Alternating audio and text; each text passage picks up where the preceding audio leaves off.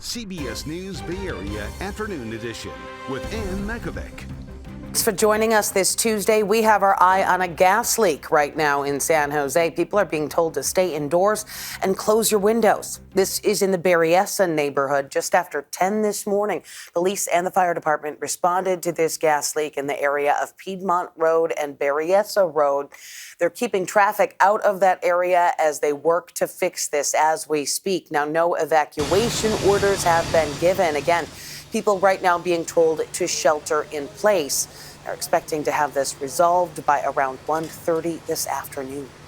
The trash strike that's left garbage piling up in Bay Area neighborhoods is in its second week as negotiations continue between the Teamsters Union and the company Republic Services. Now, some areas do have limited garbage pickups, while others still have to bring their own trash to designated dump sites, like one in Fremont at the recycling center. Certainly an inconvenience that a lot of people are feeling. Well, it's definitely frustrating because we're actually in the process of moving, and so we have even more trash and stuff to get rid of than usual. But I guess it is nice that at least they've removed the dump fees. And so it's really different community by community. Starting today, there was some relief for West Contra Costa County. Both Richmond and San Pablo kicked off limited trash service. Our Kevin Coe has more. It's the most optimistic trash day in Richmond in more than a week. Across the city, you're going to see trash bins all out on the streets just like this. But as pickup services begin again today, it's important to keep in mind most of the trash in most of these bins won't be picked up. For the past week, Brian Sloan has been picketing every morning outside Republic Services facility in North Richmond. This morning, he says he saw 5 garbage trucks heading out to pick up trash. Management is strictly picking them up, and a few, I say, outside scabs from Fresno to Santa Rosa, they're coming in, but it's very few numbers. There's only 5 trucks that went out today. Sloan and other Teamsters picketers say non-union workers are trying to pick up the overflowing trash bins across Richmond. Contra Costa County Supervisor John Joya announcing garbage collection is back in West County with several limitations. Recycling or green waste won't be picked up, and garbage pickup can happen on a non-scheduled day. Residents are crossing their fingers as they hope their bins can be picked up by one of the city's few garbage trucks. Union workers at Republic Services continue to stay on strike, demanding better pay and benefits. It's all in the hands of the company. Negotiations are continuing Tuesday. They're very positive. I would not say that otherwise. I was directed. I said, hey, I don't want to give anybody else false hopes. And they specifically said it's very positive. Supervisor Joya also says he has reached out to Republic Services to see if he could get residents rate relief for the past week of not having any services. It's unclear if any rate relief is on the way, but starting today, pickup services are back here in Richmond. It's just unclear when. Okay, yeah, and unclear about other communities right now. Other cities still facing trash buildups of their own. And today, San Mateo County President David Canepa demanded that Republic Services immediately pick up garbage in his county. He called it a public health crisis with the risk of rodents, pests, and the spread of disease. He's also demanding the company refund ratepayers for last week's non-service. San Mateo County Sheriff Christina Corpus just made her first court appearance after a civil grand jury formally accused her of misconduct and corruption. Our Lauren Toms breaks down this new legal fight in civil courts.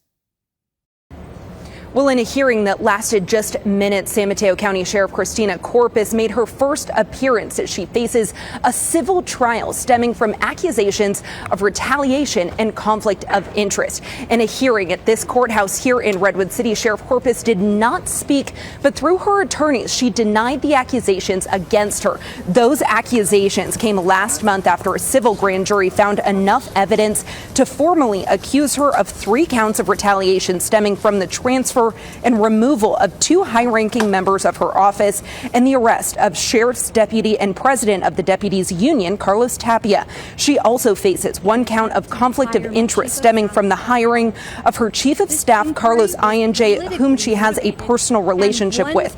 Now, this civil process, she faces penalties that could not only remove her from her position as sheriff, but it could also permanently bar her from seeking an elected position in the state if she she is found guilty of these accusations.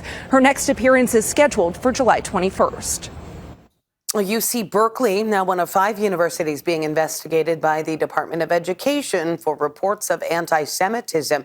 And today, the university's chancellor, Rich Lyons, was testifying on Capitol Hill before a House committee on what the school is doing to protect Jewish students. How can you say those statements that you support your Jewish students? Shut up and get out of here. That was one of 4 interruptions in the hearing this morning. Dr. Lyons testified alongside the president of Georgetown University and the chancellor of the University of New York. They were being questioned on the handling of last year's campus protests against Israel's war in Gaza. UC Berkeley's president started by outlining changes the university has made to fight anti-Semitism. We recently instituted new anti-Semitism training for all incoming students. And we continue to invest in new security and safety measures to strengthen compliance with campus rules. The Anti-Defamation League reports that in 2024, anti-Semitic events hit the highest level they've recorded since they started keeping track in 1979. They found incidents on college campuses were up 84% between 2023 and 24. First alert weather now, a little bit cooler than usual for mid-July. Here is meteorologist Jessica Birch. All right, let's take a quick look at some things going on outside for us, not only in the city of San Francisco where that live shot was at, but the rest of the Bay Area too, because it's a little bit cooler today compared to yesterday off in our inland areas. We were in the 90s yesterday. Today we're in the 80s from Antioch all the way into Livermore and throughout the Tri-Valley area. Let's head up a little bit more north now. Napa today sitting in the 60s where we were just in the 70s yesterday. So we're noticing that cool down pretty much everywhere throughout our inland spots. Where we don't see it as much, well, it's our coastal communities. Half Moon Bay today sitting at 61 degrees, 65 over to San Francisco. It is a beautiful day out there today, though. I was just out on a run during my lunch break. The sun is shining. We're starting to see those clouds retreat along the coast. And those clouds are going to hold on tight to our coastline as we head into the afternoon hours today. So if you live on the Ocean Beach side of San Francisco or all the way down into Half Moon Bay, Pacifica, or right back up into Stinson Beach for that matter, you're going to see those clouds holding on tight to us today. It fills the bay once again, sweeping through the Delta back into the Sacramento Valley as we wake up tomorrow morning with some coastal drizzle in the forecast tomorrow. But before we even get there, let's talk about the winds real fast. Gusty conditions expected into this afternoon. I'll have more on that coming up in a bit. For now, back over to you, Ann. Thanks, Jess. Check on Wall Street now because the Dow is down this Tuesday about 373 points. The government just released its monthly report on inflation, the Consumer Price Index, and we saw inflation move up to its highest level since February to 2.7%. Permanent layoffs at Intel go into effect today, impacting 584 employees. That includes 107 workers at the company's Santa Clara headquarters. Those job cuts coming as part of a larger global restructuring at the Silicon Valley chip maker. The Bay Area's NVIDIA getting the green light for sales of AI chips to China. In a blog post, the company's CEO says the chip maker won approval from the Trump administration to sell its advanced H20 computer chips to China. It is a dramatic reversal of the administration's effort to limit Beijing's AI development over concerns that the knowledge meant for civilian use could be deployed for the military. News of the approval sending NVIDIA stocks soaring in early trading. Still ahead here at noon and streaming on CBS News Bay Area, how studying sharks in the Pacific can tell us about the health of our oceans. Plus, Emmy Award nominations out, who's getting the nod for their work on television.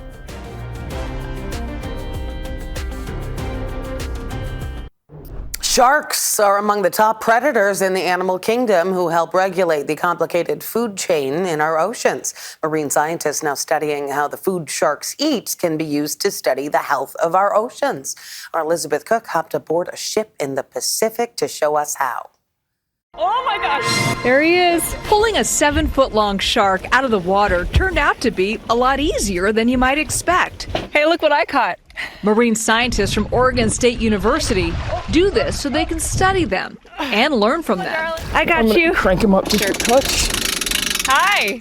Dr. Taylor Chappell directs the university's Big Fish Research Program. Whether this male is mature or not. So what kind of shark is this? So this is a broad-nosed 7-gill shark. He doesn't seem to mind that you're doing all these things to him. They get pretty chill when they're on the boat. Yeah. So we've got an aerator coming through. So right now he's He's calm. So your job, so you're going to take your hand, you're going to hold his nose right here. Okay. These fish, sharks, are the best way to understand not just how they live, but where they live. A healthy shark means a healthy ocean. I got it all under control. Don't worry. Don't worry. Oh my God. Good. You got it. Nice. Dr. Chappell and members of the university team have studied 350 sharks in this one bay. Total 221. Willapa Bay in the state of Washington, just north of the Oregon border. There are 15 different kinds of species in and around the area. Now, why this species right now?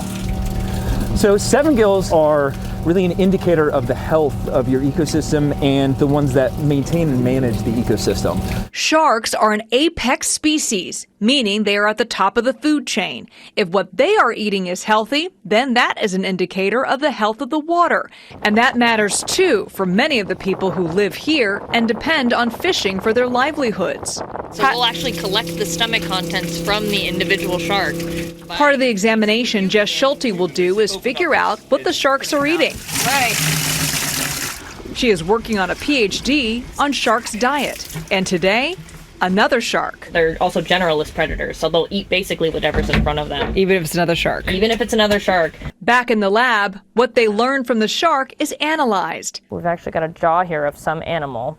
No surprise, this is a healthy shark. Has it been difficult to get people to care about sharks because of, frankly, the bad rap they've gotten over the years? Yeah, people are interested in sharks. They like to watch a show about sharks, but when it comes to people opening their wallet to support the research, it's really, really difficult. But because of what he and his team have been able to do here, they can say this one bay is healthy.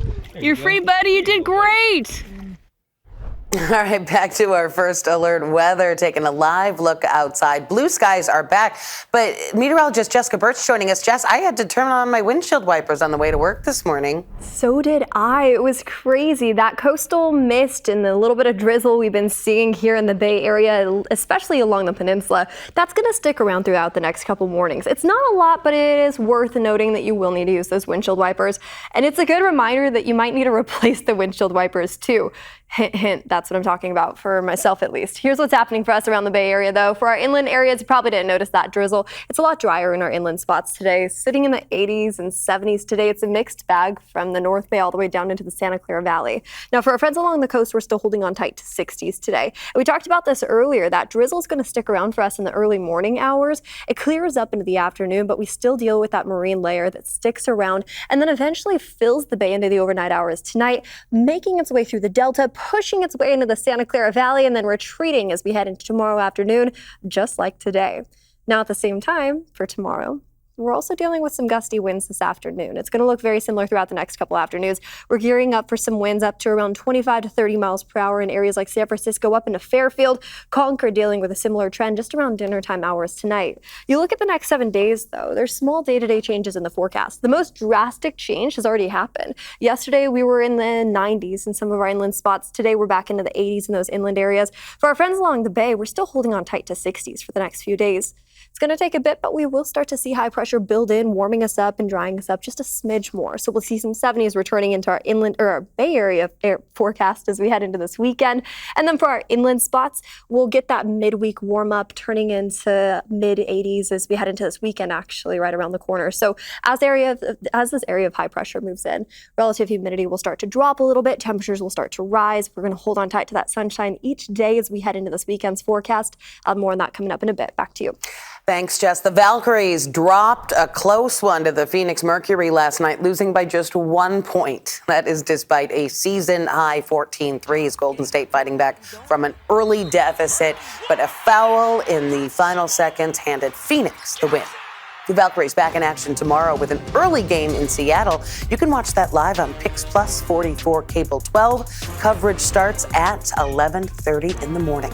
Nominations for the 77th Emmy Awards were announced this morning in Los Angeles. Apple TV's Severance led the pack there. The satire depicting a dystopian workplace snapped up 27 nominations in the comedy category.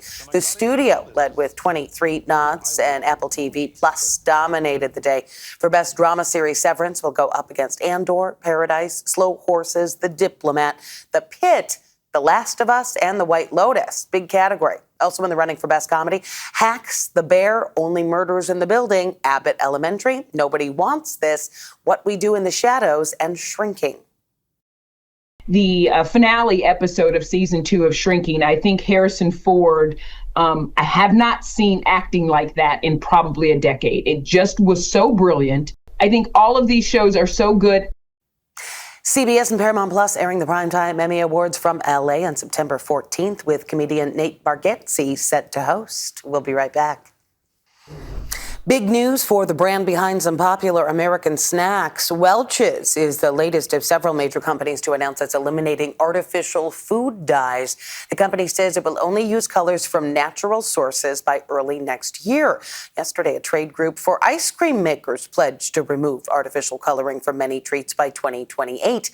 That comes amid a push by Health Secretary Robert F. Kennedy Jr., who blames the food industry for many of America's chronic health problems. Scientists overseas are busy scanning for the future with the world's biggest human imaging project. 100,000 people have allowed researchers to scan their brains, hearts, and other organs to add to the UK Biobank. The data is being shared globally at low cost, helping doctors find new ways of preventing some common health conditions, from heart disease to cancer. Volunteers will be invited back to repeat those scans every few years to see how their bodies and organs change as they grow older. Coming up, this is wild. It's not a movie stunt. It's a new electric car breaking the rules of gravity.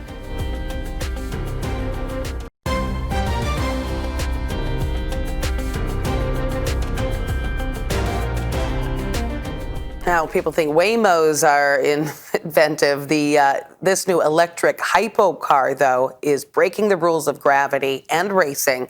Take a look.